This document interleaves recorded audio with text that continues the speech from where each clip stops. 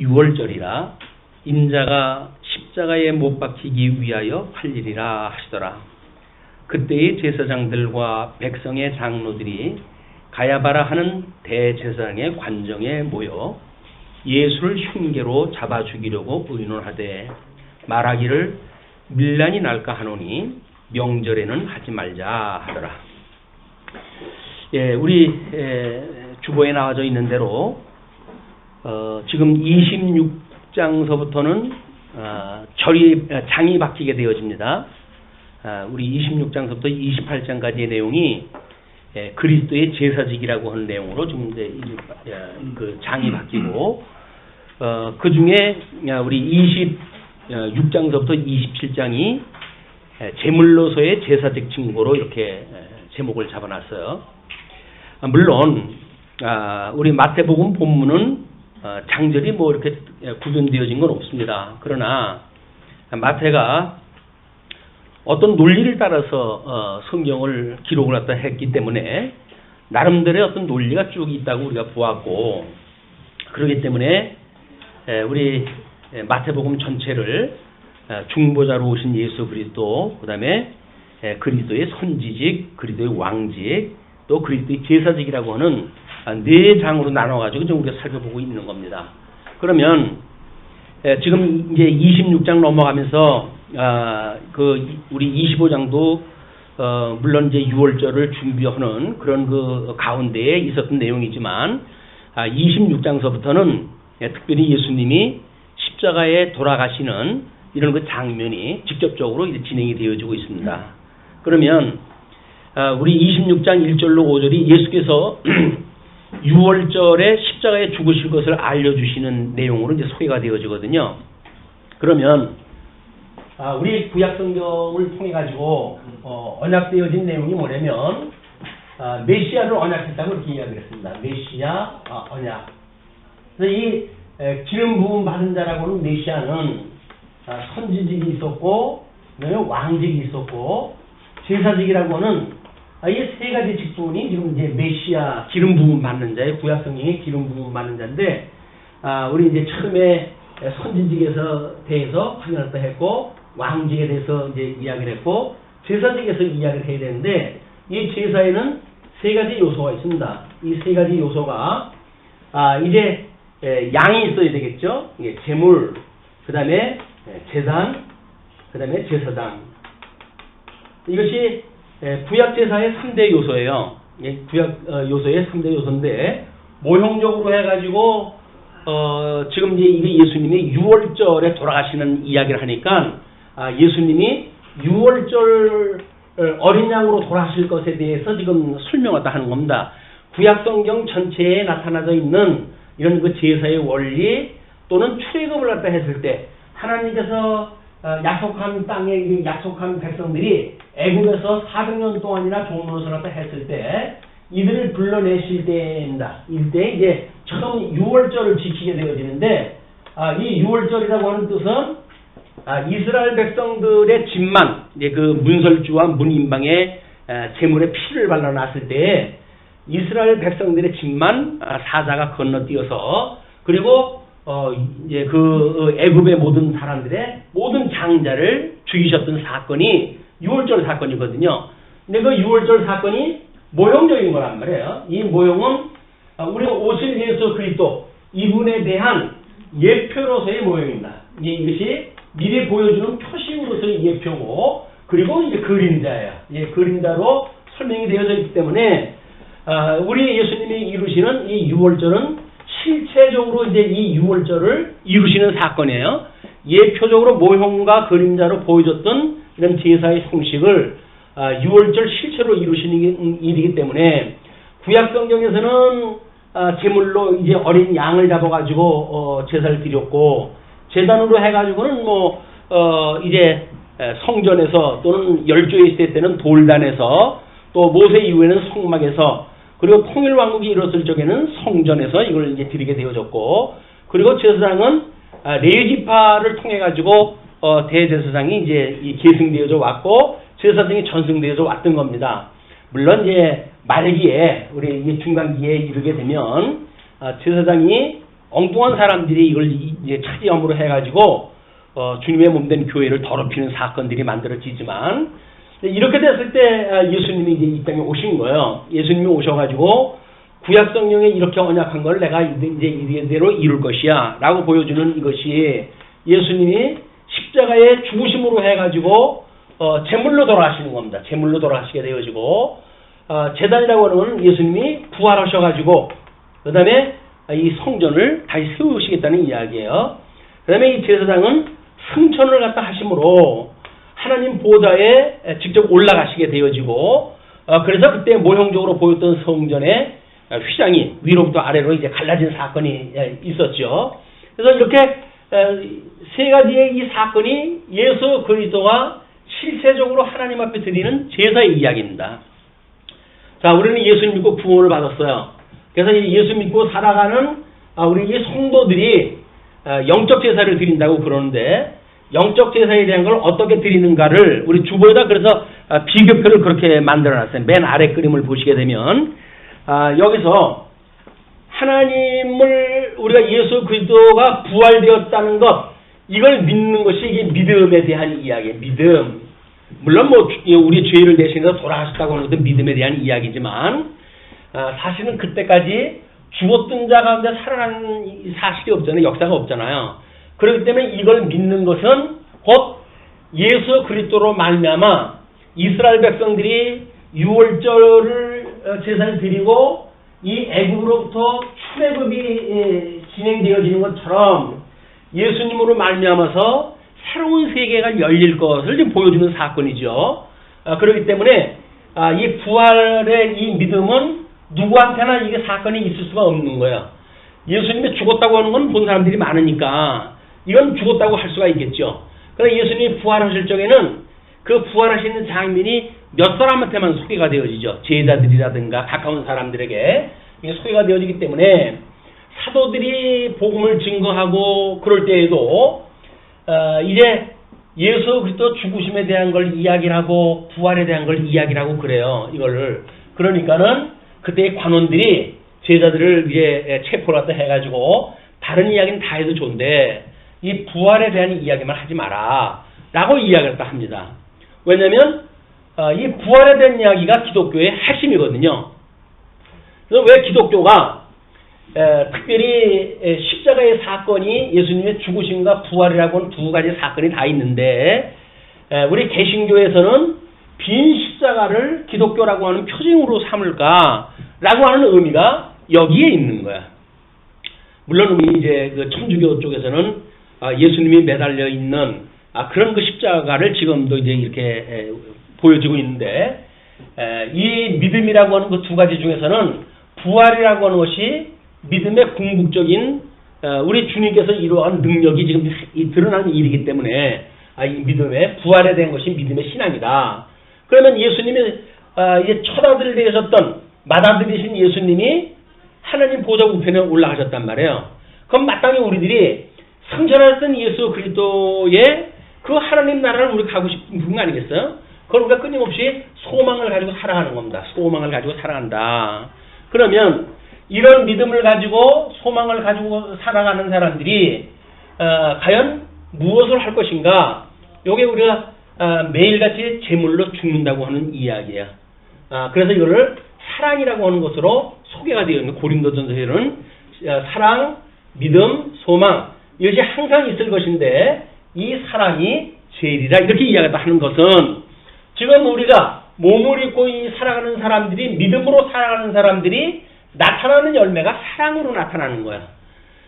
물론 이제 우리 하나님께서 우리로 하여금 하나님을 사랑하고 그다음에 이웃을 내 몸과 같이 사랑하라 라고 하는 이 구약성경 전체의 강령이 사랑이라고 하는 문제이기 때문에 우리가 어떻게 하나님의 사랑을 깨닫고 이웃을 내 몸과 같이 사랑하고 사랑할 것인가 라고 하는 것이 지금 이 육신을 가지고 살아가는 사람들이 가지고 있는 은사의 제일 큰 은사.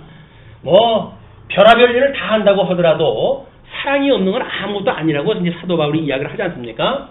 그만큼 이 사랑은 철저하게 자기를 관제물로 드리는 일이에요.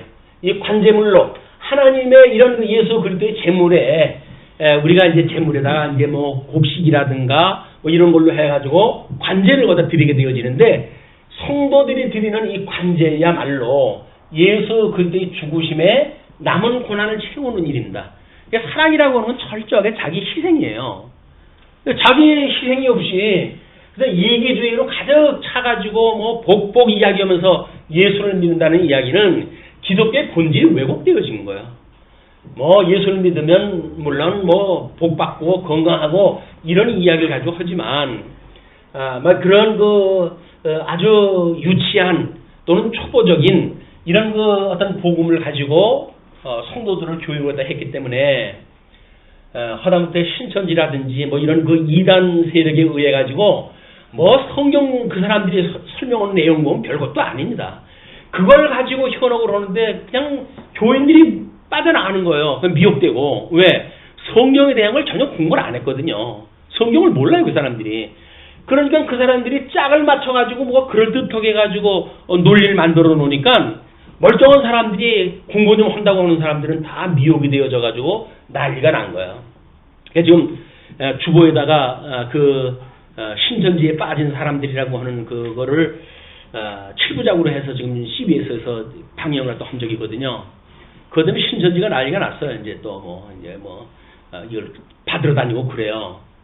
왜냐면 거짓말했다고, 사실 아닌 걸 갖다 했다고 해가지고.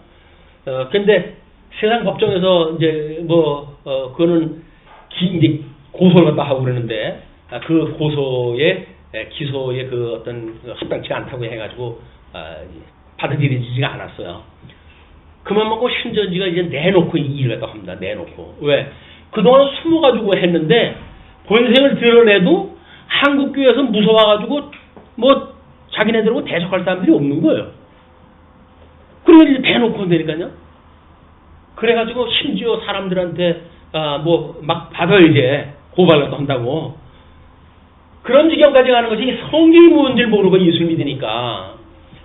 아니 성경이 예수 그리스도를 언약을 하고 이 언약했던 그 예수님이 실제적으로 지금 이루어가지고 오셔가지고 다 이루셨다고 하는 걸 성경에 기록되어져 있는 거 아닙니까? 우리 신약 성경을 그리스도 성취라고 그렇게 이야기했다 했어요.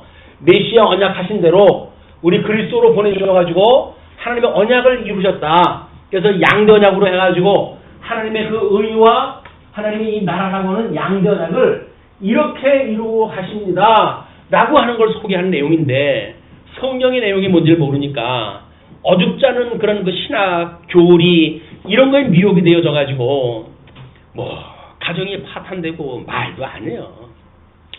어떤 드라마에서 이야기처럼 유교 때 난리는 나지도 않는다. 이 지경이에요. 그러니까 성경을 가르치는 사람의 입장에서 보게 되면 너무 답답한 거예요. 성도님들이 깨어가지고 성경을 좀 공부를 하다 해야 저 어둡지 않은 그 사람들한테 미혹을 안 당할 텐데 성경 공부하라고 그러면 싫다는 거예요. 성경 공부가. 복이나 준다고 하고 귀에 듣기 좋은 얘기나 하지. 왜 쓸데없이 성경을 내가 목사 될 것도 아닌데 성경을 그렇게 가르치려고 그러냐 이렇게 이야기도 하는데 성경 모르고 예수 믿는다는 건 거짓말이에요. 옛날에 성경이 없는 시절 그런 때는 쪽복음으로도 복음을 듣고 그랬죠. 그러나 이제는 핑계할 수가 없어요. 성경 66권로 해가지고 성경이 여기저기 지금 널브러져 있는데 그런데도 불구하고 성경 내용을 공부 안 한다? 그거는 참 안타까운 일이에요. 예수님의 이 놀라운 이야기를 듣고도 믿지 못하는 사건이 만들어지는 이야기니까 기가 막힌 일들이 지금 벌어지고 있다. 이걸 예수님의 이런 십자가로 돌아가신 사건을 통해 가지고 이건 실질적인 사건이에요.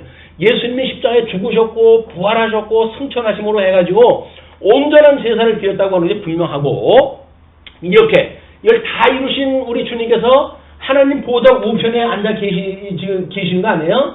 이거로부터 성령을 보내주셔가지고 천상에서 지금 하시는 일을 우리한테 보여주는 것이 성도들의 믿음의 열매로 드러나는 거란 말이에요. 예수님을 믿는다고 해서 소망이 없다 그러면 거짓말이죠. 예수님을 믿는다고 그러면서 부활을 믿지 않는다면 거짓말이에요. 예수님을 믿는다고 해서 사랑이 없다고 하는 건 거짓말을 안 믿는 거예요. 이걸 뭘 보고 합니까? 이건 열매를 보고 하는 거지. 근데 이 열매가 없이도 예수를 믿는다고 우리가 행위로 구원받나? 믿음으로 구원받지. 그런데 우리들의 이 믿음이라고 하는 거는 행위가 딸리는 믿음이에요. 열매로 맺혀지는 열매, 이게 믿음이. 믿음의 열매가 있는 것이 믿음이지 말로만 하는 게 아니란 말이에요. 그러니까는 야고보가 그러는 거예요. 너희 믿음이 있다고 나한테 한번 보여봐. 내가 너희들한테 행위를 보였다 보일게. 이야기를 하잖아요. 그러니까 성경을 통해 가지고 우리가 사랑을 맺는 거는 너무나 당연한 거예요. 이것이 사랑을 해야 되는데 사랑이 안 되죠. 우리 죄성 때문에. 그렇기 때문에 우리는 끊임없이 우리가 우리에게 잘못한 사람을 용서하여 준 것처럼 우리 죄를 용서하여 주시고 우리를 시험에 빠지지 않게 하시고 악에서 구하소서 끊임없이 기도를 하다 하는 거예요. 그걸 끊임없이 기도를 하다 하는 거예요. 근데 이런 걸 구하지는 않고 맨날 먹을 걸 달라고 그러니까 참 주님께서도 답답할 거예요. 아니 그렇게 가르쳐줬건만 무엇을 먹을까 마실까 염려하지 마라. 하나님의 저 의와 나라만 구하면 내가 나머지 건 다 준비가 되어져 있어.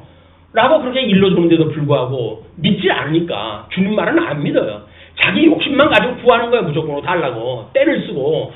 이건 뭐 어디 장난감 가게 지나가는 아이들도 아니고 맨날 뭘 그냥 뻐벅 티렁거리면서 달라고 그러니까 이게 주님을 믿는 것이 아니란 말이에요. 예, 주님이 주셨던 우리 사랑, 믿음, 소망 이것이 결국은 성도들이 가지고 있는 열매들로 나타난다. 이것이 우리 하나님을 믿는 사람들이 어떻게 이 소망을 가지고 우리가 쉬지 말고 기도를 갖다 할 것이며 이 믿음을 가지고 항상 여기서 감사할 것이며 그리고 사랑을 허물어 해가지고 우리가 얼마나 기뻐하고 살아갈 것인지 이것이 결국은 심리적인 현상으로 나타나는 거 아니에요. 이런 사랑, 믿음, 소망이라고 한다면 우리들의 이런 실질적인 믿음의 상태로 나타나는 것이 이거에 나타난단 말이야. 이것이 예수 그리스도 안에서 그렇죠? 우리를 향하신 하나님의 선한 뜻인 거예요. 그럼 예수님을 믿는다고 하면 예수님이 역사적으로 이루어졌고 복음서에서 언약한 대로 지금 선천하셔가지고 서신서를 통해서 끊임없이 이걸 이야기한 거 아닙니까? 내가 이렇게 이루어가는 거야. 내가 너희들 이거 열매 맺게 해줄게. 그 이야기예요. 그런데도 불구하고 열매가 맺지도 않는데도 불구하고 기도한다고 이루어지나? 기도 다 팽개쳐버리고 또 맨날 감사할 게 뭐가 다 있어? 라고 해가지고 이 감사를 또 하지 않고 그리고 항상 기뻐하기는 그냥 아이고 기뻐할 일 세상에 뭐가 있어요? 라고 해가지고 믿지 않은 사람하고 똑같이 육적인 거나 보고 우리가 웃고 만다고 한다면 우리들의 신앙생활의 이 심리적인 상태는 아니옵시다. 끊임없이 우리 하나님의 선하신 뜻을 분별하고 그 하나님을 경외하는 일이 무엇인가를 아마 우리 예수 그리스도께서 이제 오늘은 이 양으로 돌아가실 것에 대한 제물로 돌아가실 것을 준비하는 과정에 대한 걸 이제 확인하다 할 겁니다. 그러나 26장부터 28장까지 이 배경을 놓고 우리가 공부를 갖다 해가야 돼요. 이제 이 전체적인 배경을 놓고 구분을 공부해 갔을 때 이 부분적인 공부를 통해 가지고 전체 속에서 부분을 우리가 이해하게 되어지는 겁니다. 이걸 놓치게 되면 부분 속에 가가지고 또 예수 그리스도의 죽으심에 대한 것만 이야기를 하고 내 탓이요 또 이렇게만 하게 되면 이것이 정상적인 복음에 오를 수가 없단 말이에요. 전체 속에서 어린 양으로 돌아가신 것이 무엇인지 이런 개념을 우리가 이야기를 파악을 해야 됩니다. 자, 그러면 26장 1절로 5절인 예수께서 6월절에 십자가에 죽으실 것을 알려주시는 내용이에요. 8일이라 라고 이야기를 하죠. 십자가에 못 박히기 위하여 8일이라 이렇게 이야기를 하니까 그때입니다. 예수님께서 그렇게 선언적으로 이야기했다 했을 때 대제사장들과 백성의 장로들이 가야바라 하는 대제사장의 관정에 모였어요. 이 관정이라고 하는 것은 정상적인 우리 법정이 지금 열린 것이 아니라 사사로이 음모를 꾸미고 거기에서 사사로운 판정을 갖다 해야 되는 그런 일들이 벌어지고 있는 걸 이야기를 하는 겁니다. 자, 그러면서 이제 예수를 흉계로 잡아 죽이려고 의논을 갖다 하되 말하기를 밀란이 날까 하노니 명절에는 하지 말자 하더라. 밀란이라는 게 이게 6월절이니까 흩어졌던 사람들이 다 이쪽으로 모일 거 아닙니까? 어떤 사람이 이제 그 로마 황제한테 이 유대인들이 명절에 얼마나 많은 사람들이 오는지에 대한 걸 보고를 갖다 하기 위해 가지고 조사를 갖다 했답니다. 그랬더니 양이 죽는 것이 양으로 해가지고 제사장이 양 잡아가지고 하나님 앞에 제사를 드리는 걸로 해서 수요가 파악이 되잖아요. 몇 사람이 모이는 거는 뭐 조사하기 어려우니까 죽는 재물을 가지고 조사를 하는데 뭐 20몇 만이나 뭐 엄청난 수가 죽어가는 거예요. 근데 그거를 뭐 5명, 10명 단위로 해가지고 이제 그 양 한 마리 잡는데요. 그러면 도대체 몇 만이 모여요? 100만이 넘게 지금 모인다는 거 아니에요? 200만인가? 뭐 얼마가 모인다나? 엄청난 숫자가 모이는 거예요. 예루살렘 작은 도시에.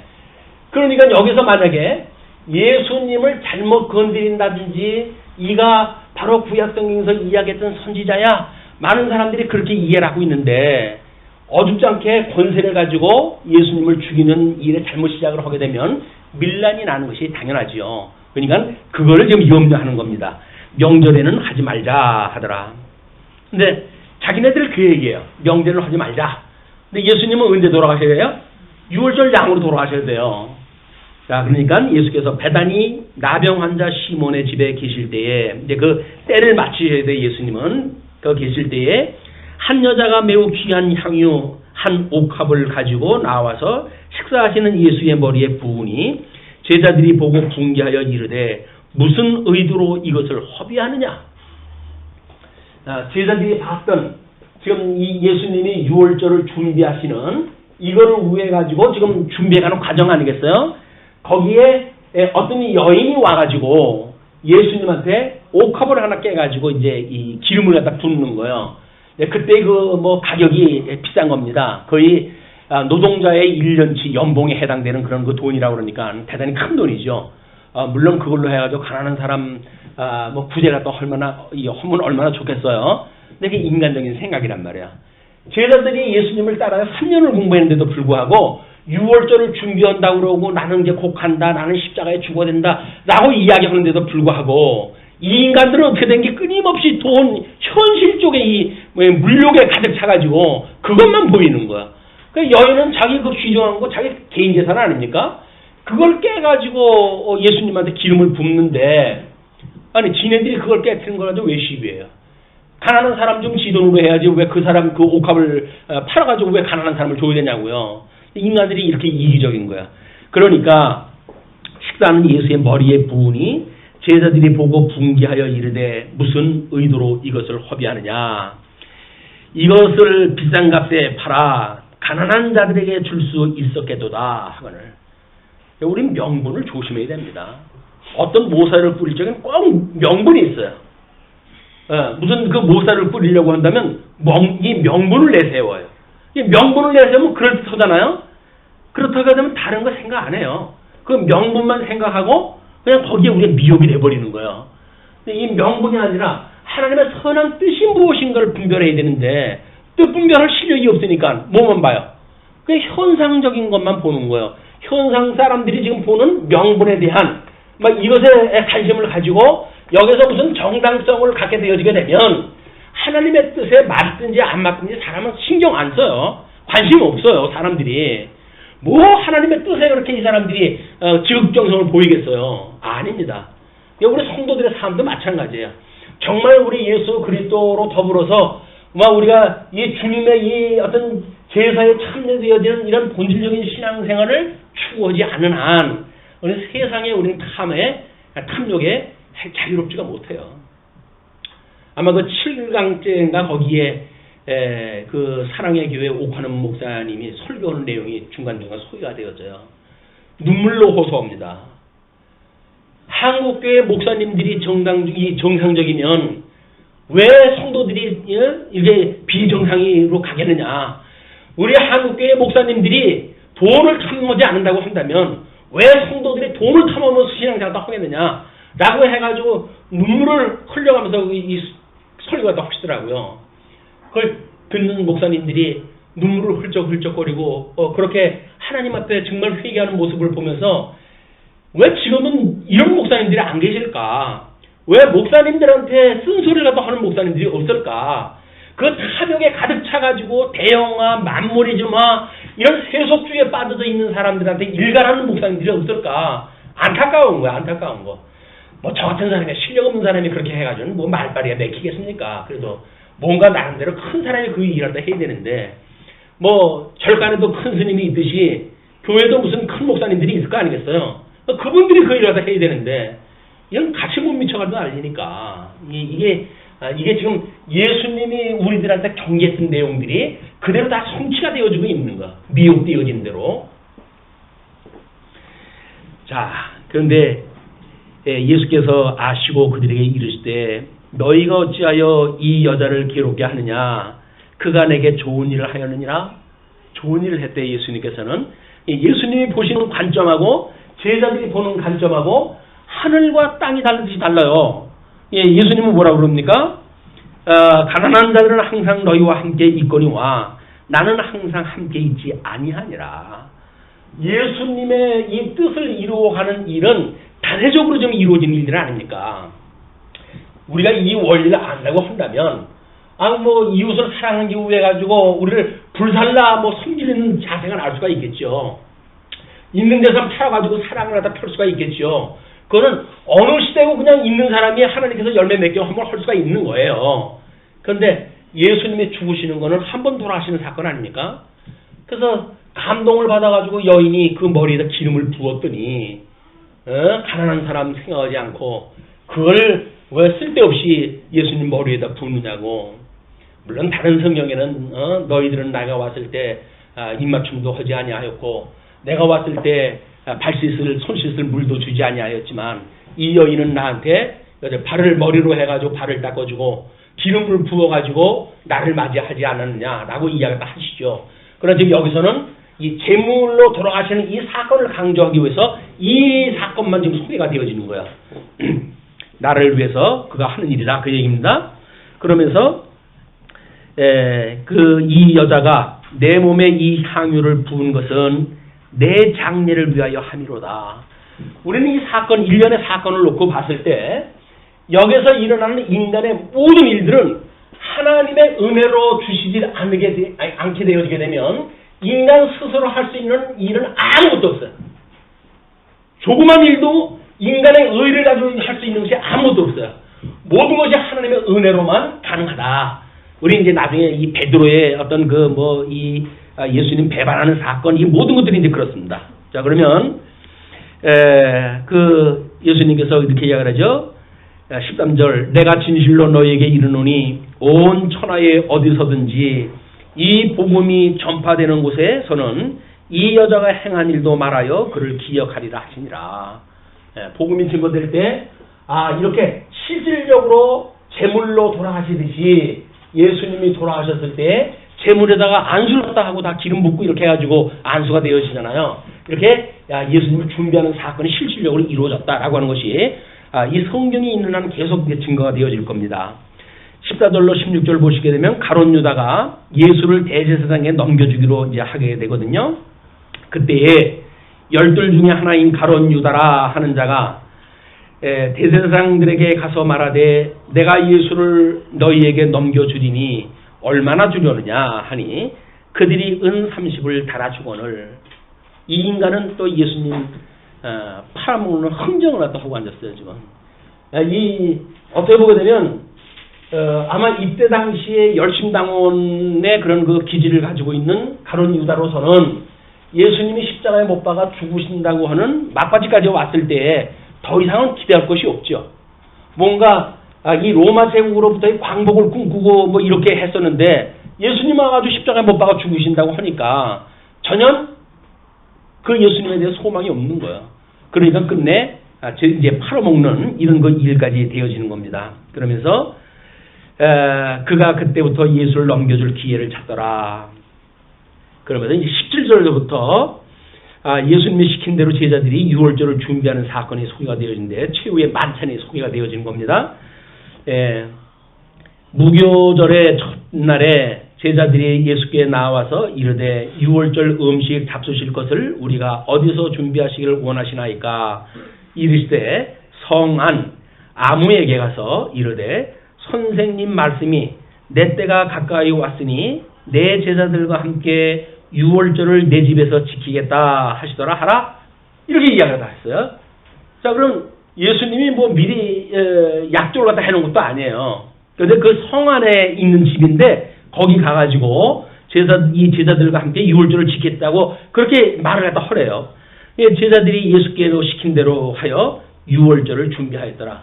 그럼 준비했다고 그러는데 여기서 지금 이 인간들이 행하는 모든 준비 사건, 이 준비가 인간들이 이 제자들이 뭔가 노력을 갖다 해가지고 되어졌을까요? 아닌 거예요.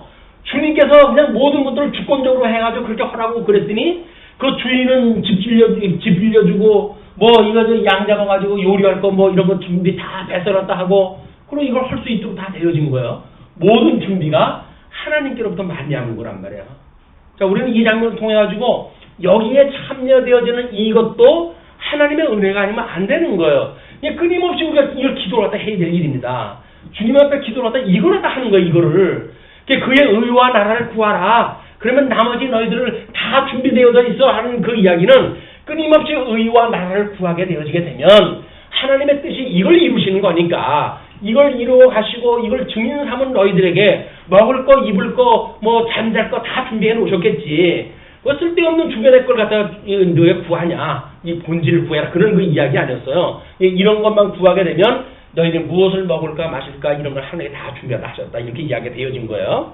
자, 그러면서 이제 그 제자들이 이걸 좀 준비했는데 저물 때 예수께서 12 제자와 함께 앉으셨더니 그들이 먹을 때 이르시되 내가 진실로 너희에게 이르노니 너희 중에 한 사람이 나를 팔리라 하시니 그들이 몹시 근심하여 가까이 여짜오되 주여 나는 아니지요. 아니기를 바라지요. 다 대답하여 이르시되 나와 함께 그릇에 손을 넣는 그가 나를 팔리라. 인자는 자기에 대하여 기록된 대로 가거니와 인자를 파는 그 사람에게는 화가 있으리로다. 그 사람은 차라리 태어나지 아니하였더라면 제게 좋을 뻔하였느니라. 예수를 파는 유다가 대답하여 이르되 랍비여 나는 아니지요. 대답하시되 내가 말하였도다 하시니라. 사람이 양심의 마비가 되어지게 되면 이렇게 후한무치하게 되어지는 거야. 예수님 팔기로 작정을 해가지고 30까지 받아 챙긴 인간 아니겠어요? 근데 예수님하고 예수님이 그렇게 이야기를 할 때에 떡그릇 속에 손이 같이 들어갔어요. 나하고 함께 지금 손을 넣는 자가 그다다 이야기다 했더니 자기라고 지목까지 한 거 아니겠어요? 아마 그때 얼른 손 뺐을 거예요. 이제. 얼른 손 빼가지고 묻기를 주님 저는 아니죠? 라고 물은 거예요. 예수님께서 다른 이야기를 더 하지 않냐고 네가 답했다. 이렇게 이야기를 하시는 거예요. 양심의 화인을 맞게 되면 이렇게 되어지는 겁니다. 이건 유다가 인간성이 나빠가지고 특별히 이 사람만 그러는 게 아니에요. 모든 인간이 그럴 수가 있다는 거예요. 다만 하나님의 은혜를 입은 자만 여기서 예수 그때의 그 사랑을 깨닫고 그런 그 일들을 참아. 이건 아니지. 그러면서 우리가 하나님 앞에 간구하며 살아가게 되어지는 거다. 그러면서 26절에 그들이 먹을 때 예수께서 떡을 가지사 축복하시고 떼어 제자들에게 주시며 이르시되 받아서 먹으라 이것은 내 몸이다 하시고 이게 우리가 이제 성찬식 할 때 뭐 우리가 상고하는 그런 그 성경 구절이기도 해요. 또 잔을 가지사 감사기도 하시고 그들에게 주시며 이르시되 너희가 다 이것을 마시라 이것은 죄 사함을 얻게 하려고 많은 사람을 위하여 흘리는 바 나의 피 곧 언약의 피니라. 예수님이 이 유월절 어린 양의 그 피를 가지고 문 임방과 문 그 설주에다가 피를 발랐던 거 아니겠어요? 이 피를 발랐던 사건을 실질적으로 예수님께서 하시는 그 일은 지금 당신의 몸을 여기서 떡을 떼고 떡을 떼고 그다음에 잔을 나누고 이렇게 얘기해. 이 떡을 뗀다는 그 이야기는 자기 몸이라고 해서 떡이 이 떡이 당신의 몸이에요. 그리고 이거는 당신의 피라고 이렇게 이야기를 했거든요. 그러면 우리 주님께서 나중에 그 먼저 번에 예언적으로 이야기했을 때 성전이 돌 위에 돌 하나가 남지 않고 다 무너진다고 이렇게 이야기를 하지 않았어요? 그러면 예수님은 결국은 떡을 뗀다는 이야기는 자기 몸이 죽는다는 이야기고 그러므로 이제 부활을 갖다 해가지고 주님의 성전을 갖다 지으신 거 아니겠어요? 이거를 지금 이 몸이 예수 그리스도께서 나눠주는 떡을 가지고 나의 몸이다 라고 하는 그 이야기는 물론 제물로서의 그런 그 예수님의 일 수가 있죠. 이거는. 그러나 여기서 말하는 그 몸이야말로 제물로 이 제단이 어떻게 무너지는 것인지에 대한 걸 지금 보여주는 그림이기도 합니다. 이걸 보듯이 종말적으로 지금 살아가는 성도들의 삶이 이 떡, 일용할 양식을 우리가 구하지 않고 살아간다고 한다면 결국 예수의 몸이 없는 떡을 나누고 여기서 하는 거예요. 이게 성찬을 갖다 하면 모릅니까? 그 하나님 말씀이 없다고 한다면 근데 이 양식이 결국 뭐예요? 예수 그리스도가 하나님께 보내신 구속주라고 하는 사건 아닙니까? 그래서 예수 그리스도의 이 두 가지 사건이 십자가의 사건으로 해가지고 십자가의 표징이 되어진 거예요. 예수님의 그 복음의 핵심이 되어진 거란 말이에요. 예, 이 언약에 대한 피라고 이 언약, 새로운 언약이라고 하는 개념으로 이것을 이해하지 못하게 되면 그저 구약 성경을 답습하는 이런 종교 행위에 머무르게 되어지죠. 그러니까 우리가 뭔가 성찬식이라고 하는 것이 의식에 너무 이 어떤 초점이 맞춰지게 되면 우리는 의식주의에 빠지게 되어지는 거예요. 그렇다고 해가지고 우리의 성찬에 대한 그런 거를 너무 또 값없이 이걸 생각을 하게 되면 의미도 다 잊어버려요. 그냥 행사로 그냥 한 번 지나가는 행사로 그치고 마니까. 그런데 하나님께서 우리에게 이 구속의 은혜를 주는 은혜의 세 방편이 있다고 그랬죠. 그것이 바로 뭐라고 그랬어요? 은혜의 세 방편이 말씀, 그 다음에 성례, 그리고 본징. 이것이 은혜의 세 방편이에요. 그래서 우리가 세례를 받고 성찬을 한다는 이 성례의 문제는 하나님의 은혜를 깨닫는 중요한 방편이기 때문에 우리가 1년에 2차례씩 이걸 하는 거예요. 물론 성경의 마태복음을 이렇게 읽게 되면 지금 성찬식에 강론할 때보다 더욱 구체적으로 강론이 되어지죠. 그러면 이것이 지금 양식을 우리가 나누는 거란 말이에요. 형식적인 떡을 떼는 이건 없지만 우리는 말씀을 통해 가지고 예수 그리스도의 몸을 나누는 사건을 이해를 하고 있고 예수 그리스도의 몸에 그런 우리의 죄를 위해 가지고 돌아가시는 사건이 기억이 되어지고 진정한 성찬의 의미가 지금 말씀을 통해 가지고 이 말씀을 통해서 선언이 되어지는 거죠. 그래서 이걸 우리가 근본적이라고 이야기를 하게 되면 이거를 과정적으로 해가지고 믿음이 어린 자들, 이런 성경을 전체를 이해할 수가 없고 공부할 기회가 없는 사람들 또는 혹은 어린 아이들 이런 자들에게 성례를 베풀 때 우리 아이들이 질문할 거 아니겠어요? 뭐예요 그것이? 이것이 우리를 위하여 예수님 우리를 위해서 죽으셨던 몸이란다. 우리를 위해서 흘리셨던 피란다. 라고 하는 걸 설명하는 방법상 이것이 필요한 말이에요. 과정적으로. 그리고 이 본질적인 거 아니에요. 과정적인 거예요. 그리고 이 권징이라고 하는 것은 이런 말씀을 깨닫게 되어지게 되면 결과적으로 말씀에 의해서 권징을 받게 되어져요. 하나님의 말씀은 살았고 운동력이 있는 거예요. 그 말씀을 들음으로 해가지고 책망을 우리가 말씀에 의한 책망을 깨닫지 못한다고 한다면 우리는 은혜로 말씀을 깨닫는 게 아니에요.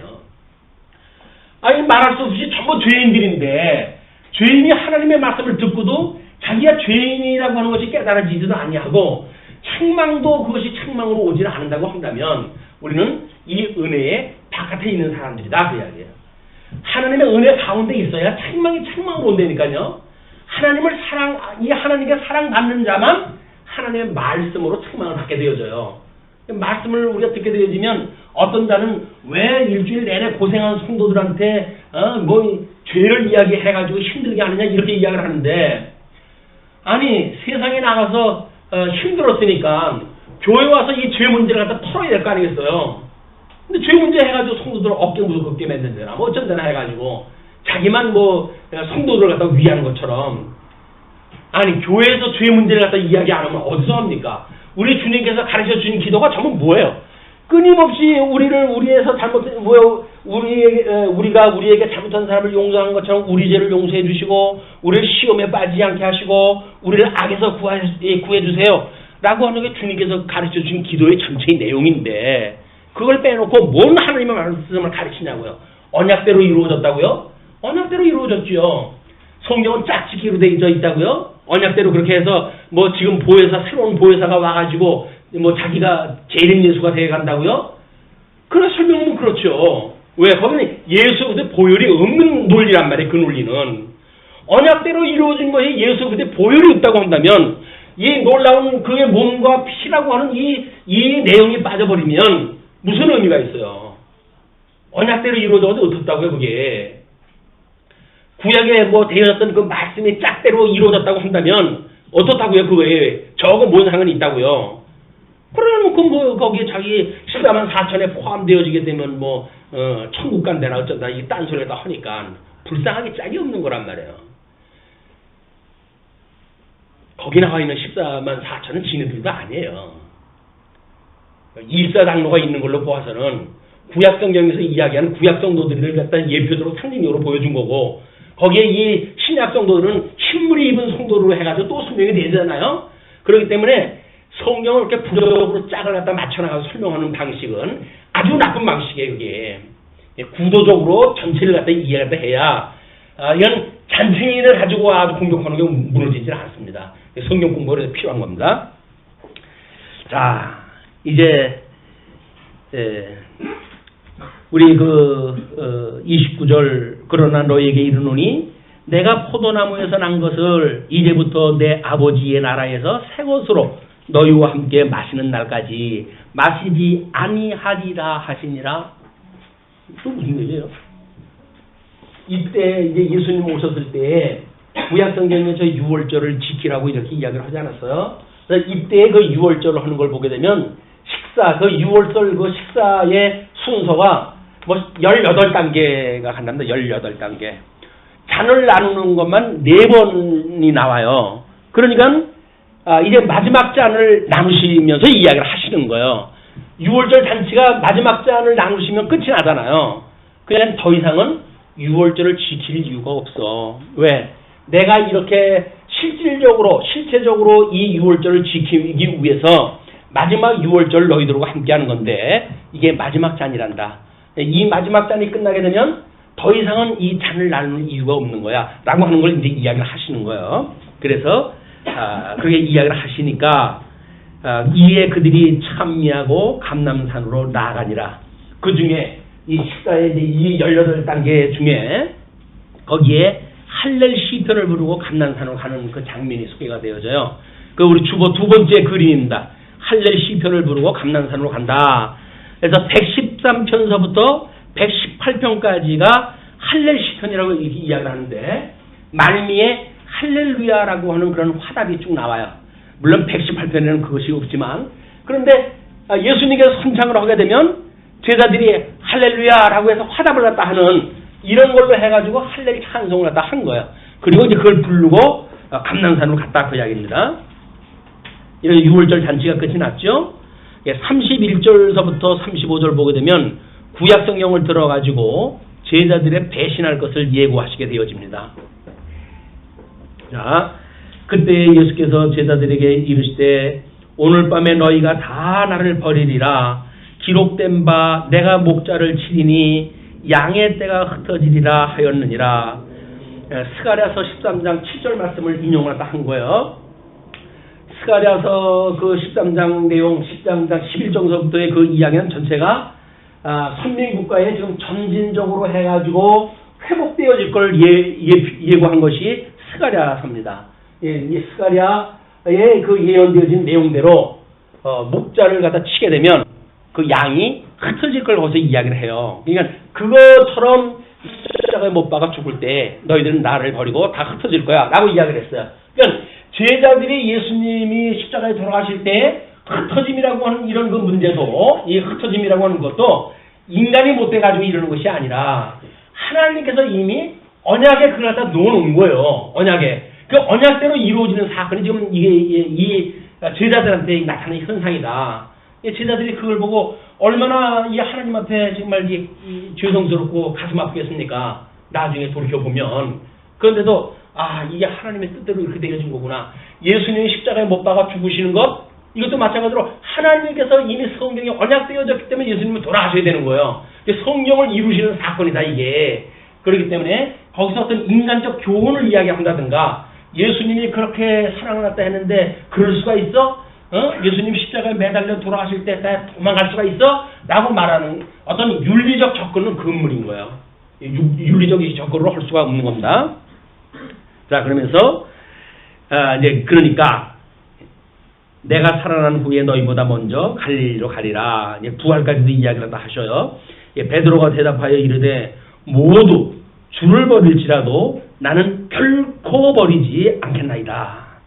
예수께서 이르시되 내가 진실로 내게 이르노니 오늘 밤 닭 울기 전에 내가 3번 나를 부인하리라. 닭은 불결한 짐승이죠. 네. 유대인이 먹지 못하는 그 고기예요. 그런데 왜 닭을 갖다 키우죠? 뭐 유대인들 이제 이 로마 군인들도 같이 있었으니까, 예, 그러니까 거기에 상징적으로 해가지고 뭐 또 그 닭이 그 유대에서 닭은 뭐 12시 반, 1시 반, 2시 반인가 뭐 이렇게 해가지고 또 세 차례 갖다가 운대네요. 그래가지고 이제 시간을 맞추고 뭐 순번을 갖다 이제 그 포들들이 뭐 순번 돌고 하는 그것도 마침 어떤 그 기능도 있다고 하는 얘기들도 있고 그렇습니다. 그러니까 오늘 밤 닭 울기 전에 내가 3번 나를 부인하리라. 베드로가 이르되 내가 주와 함께 죽을지언정 주를 부인하지 않겠나이다 하고 모든 제자도 그와 같이 말하니라. 대표적으로 베드로가 이야기를 했지만 나머지 제자들도 그렇게 말했다 그러죠. 예. 이제 이게 흩어지리라 주님께서 이렇게 약속을 했어요. 왜? 성경에 그렇게 언약되어져 있으니까. 그래서 이것이 주님께서 돌아가시는 것이 언약대로 되어지는 거로군요. 이거를 깨달아야 되는 건데 인간적으로 해가지고 설마 베드로는 결코 그런 일이 없다고 이야기도 해요. 근데 이제 그런 그 사건이 어떻게 이루어지는지는 나중에 역사적으로 이제 확인되어지겠죠. 36절로 46절 겟세마네에서 하나님의 뜻대로 되기를 기도하시는 마지막 기도의 사건이 소개가 되어집니다. 이에 예수께서 제자들과 함께 겟세마네라 하는 곳에 이르러 제자들에게 이르시되 내가 저기 가서 기도할 동안에 너희는 여기 앉아 있으라 하시고 베드로와 세베대의 2 아들을 데리고 가실새 고민하고 슬퍼하사 이에 말씀하시되 내 마음이 매우 고민하여 죽게 되었으니 너희는 여기에 머물러 나와 함께 깨어 있으라 하시고. 자, 우리는 이제 예수님의 마지막 기도의 사건이에요. 예수님이 기도를 하시는데 겟세마네 동산에서 베드로고 2 아들 수세자 3명입니다. 이 3명은 우리 변화산이라고 소위 이야기하는 여기서 예수님의 변화의 모습까지도 목격을 했던 사람들이에요. 그럼에도 불구하고 이들을 데리고 예수님께서 나머지 이제 제자들은 거기다 머물게 하고 이 3명은 수제자니까 내가 지금 하나님의 뜻을 이루기 위해서 가지만 몹시 힘들다. 나하고 함께 가자. 나하고 해서 기도를 함께 하려고 이제 더 가까이 온 데로 간 거예요. 그렇게 갔는데 조금 나아가서 그들을 이제 함께 깨어 있으라 하시고 그들은 이제 지척에 있는 거죠. 뭐 다른 데서는 뭐 돌 하나 던질 만한 거리라고 이야기하는 걸로 봐서는 30m 내지 한 50m 정도 떨어지지 않았겠느냐 뭐 이렇게 계산도 하고 그러는데 거기에 지금 예수님께서는 그 3명을 거기 머물게 하시고 대신 나와 함께 깨어 있어라 라고 이야기하시면서 조금 나아가사 얼굴을 땅에 대시고 엎드려 기도하여 이르시되 내 아버지여 만일 할 말 하시거든 이 잔을 내게서 지나가게 하옵소서. 잔이라고 하는 건 예수 그리스도의 십자가의 죽으심의 그 잔이에요. 물론 이거를 상징적으로 해가지고 떡을 떼고 뭐 잔을 나눠가지고 예수님이 돌아가실 것을 이야기를 했죠. 6월절에 이걸로 지켰어요. 당신이 성경대로 이렇게 되어질 걸 이미 제자들한테 알려주었어요. 근데 기도를 갖다 허락하셨을 때 근데 이것이 지금 점점 가까이 오는 거 아니겠어요? 그러면 이런 그 예수님이 십자가에 죽으시는 그런 그 문제를 괴로워하시고 힘들었다는 그 이야기는 뭐예요? 예수님이 연약한 인간의 모습을 입고 이 땅에 오셨다는 이야기예요. 근데 예수님이 십자가에 돌아가셨다든지 부활했던 사건을 정신없는 이 인간들은 뭐라고 이야기를 합니까? 예수님의 뭐 이런 그 사건이 예수 실질적으로 이루어진 거 아니라는 거예요. 예수님이 이 땅에 오신 뭐 인간의 모습을 입고 왔다든지 이런 것들도 가짜로 나타났다는 거예요. 그걸 소위 가현설이라고 얘기하는 거예요. 가현설. 가짜로 해가지고 드러났다고 하는 예수님이 왔다는 이야기다. 그리고 뭐 또 어떤 자는 뭐 물론 다른 그 개념으로 이야기를 하지만 이 특히 가현설을 주장하는 자들은 예수님의 인성을 부정하는 자들은 아닙니까? 예수님이 십자가에 돌아가시는데 가짜로 오셨다고 한다면 돌아가시는데 뭐 힘들 거 뭐 있어요? 그냥 짠하고 그냥 끝나면 그만이지. 근데 예수님이 이렇게 힘들어 하시는 거는 이런 그 일이 아니라 중보자로 오셨던 그 예수 그리스도는 참 사람으로 오셨다고 하는 것을 보여주는 사건이란 말이에요, 이게.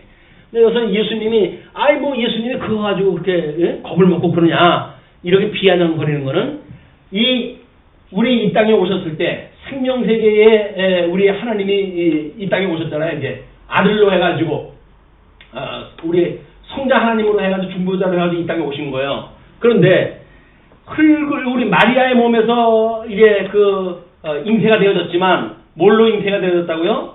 성령으로 잉태가 돼요.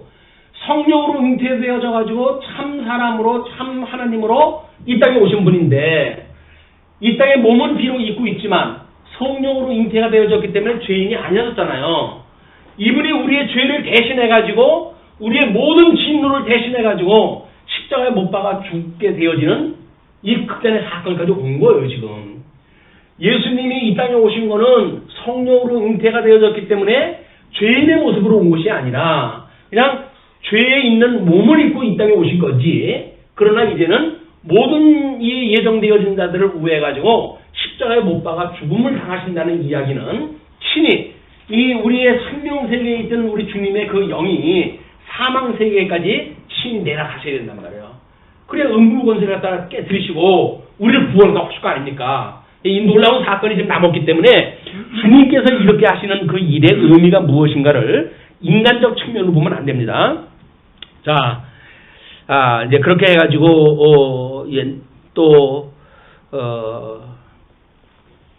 40절에 제자들에게 오사, 자는 것을 보시고 베드로에게 말씀하시되, 너희가 나와 함께 한 시간도 이렇게 깨어있을 수 없더냐? 예수님이 이런 3년을 끌고 다니면서 이런 놀라운 모습도 보여줬고, 있어야 될, 이렇게 마지막에 십자가에 못 박아 죽어야 될 걸 그동안 3차례씩이나 예고를 하지 않았어요, 이제.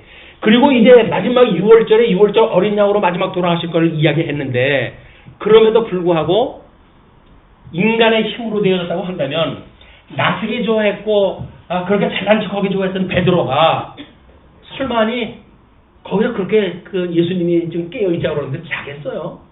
안 되는 거예요. 인간의 힘으로는 안 된다니까요. 예수님과 한 시간도 함께 있을 수가 없는 것이 인간인 거예요. 그래서 우리 예수님이 인간의 그런 그 모습을 알기 때문에 인간을 의탁하지 않았다고 이렇게 이야기를 해요.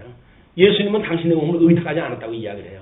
인간들의 이런 나약한 것이 마치 무슨 예수 그리스도의 죽으심의 사건에 도움이 될 수 있는 것처럼 이야기를 한다거나 인간의 공로가 하나님의 구원의 역사에 도움이 된다거나 이렇게 보는 이거는 인간들의 자고예요.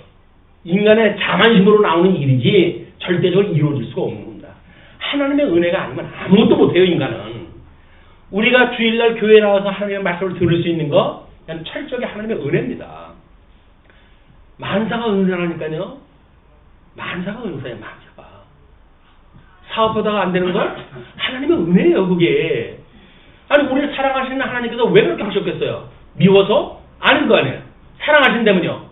그럼 사랑하시는 분이 우리한테 무슨 사건이 만들어졌다고 한다면 그 사건이야말로 사랑하시기 때문에 나타나는 현상이라니까요. 이게 나타나는 현상 때문에 우리 힘든 게 아니라 사랑이 확인 안 되기 때문에 힘든 거예요. 사랑만 확인되어지게 되면 주님께서 사랑하니까 나 이 길로 못 가게 하시네. 그럼 우리의 진로를 갖다 막으셨으니까 못 가게 하시는 걸로 알 거 아니겠어요. 그럼 주님의 뜻인지를 알고 쉽게 마음을 정리하고 주님 안에서 우리 심령의 평강을 누리겠지. 왜 여기서 열날 밤잠을 못 자면서 우리가 고민을 했다고 했어요? 왜 고민을 했대요? 뭔가 하나님의 뜻은 온데간데가 없고 이것이 어째 이런 일이 나한테 옳고 라고 해가지고 그 일을 해결하기 위해 가지고 우리는 철의 기도도 하고 그럴 거예요. 하나님의 뜻이 뭔지 상관없어요. 그냥 내 뜻만 관철이 되어지면 되지. 이것이 철저한 인간들이 가지고 있는 기독교의 사상입니다. 우리 하나님이 성경에 계시되어진 그런 그 기독교는 인본주의가 거기에 틈이 없어요. 철저하게 하나님 절대 주권에 하나님이 그 영광을 계시하시는 거지 인간의 어떤 그런 인본주의적인 의의를 내세울 그런 그 공간이 없다. 그렇다고 한다면 더더욱 우리는 무엇 하나 자랑할 것도 없고 하나님의 은혜라고 하는 것이 믿어지기 때문에 더욱 감사하는 일이 만들어지는 거 아니겠어요? 그 감사가 만들어지는 거예요. 이 나서기 좋아하고 뱃사람 출신으로 해가지고 뭐 남자다운 베드로 아닙니까? 안 된다니까요. 안 돼요. 그러니까 그 젊은 그 뭐 여종이 너도 한패가 아니냐고 그랬을 때 예수님을 저주하고 부정하다 하잖아요. 무슨 남자다운 게 어딨어요? 남자다운 게. 하나님의 은혜가 아니면 아무것도 안 되는 것이 인간의 이야기다.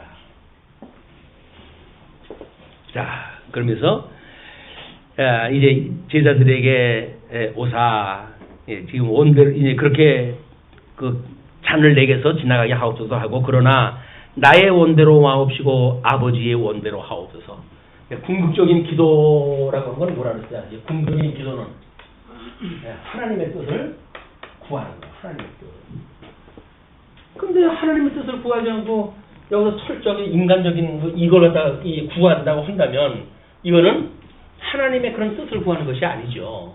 그냥 일반 종교 행위 또는 일반 종교에서 기도하는 거나 그런 건 똑같은 거예요. 기독교에서 하는 기도는 이 기도가 아닙니다. 철저하게 하나님의 뜻을 구하는 거예요.